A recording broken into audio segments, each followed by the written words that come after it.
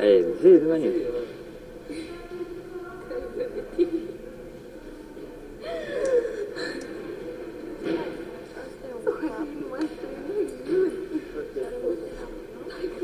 E un copac acolo.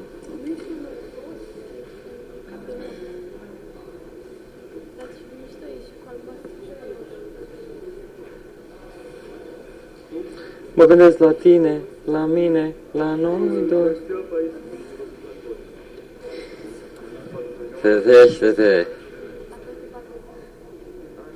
Trezește-te!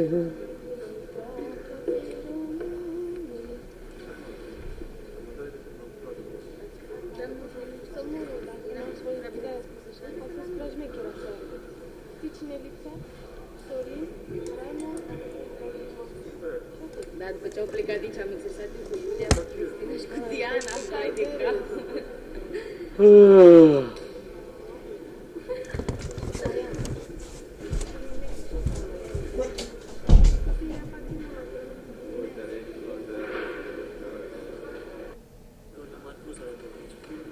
Dar vă aduce mari?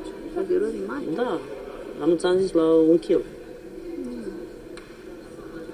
Da. No. Dar așa mâncare pregătită și mâncați, mă, voi. Ciorbă, Da? mazăre, mâncărică, piure, Deci vă faceți voi. da, cartofa cuptor. Da? Acum. Nu. Am spus să-ți fac eu o oară de ciorbă, da. Nu faceți voi acolo. Da, nu. Ciorba. Dar a fost să rămân vreodată, nu cred, dar dacă o să rămân atunci.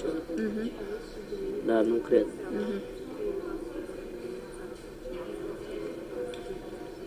Bine.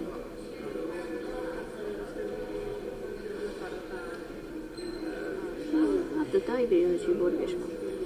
Da.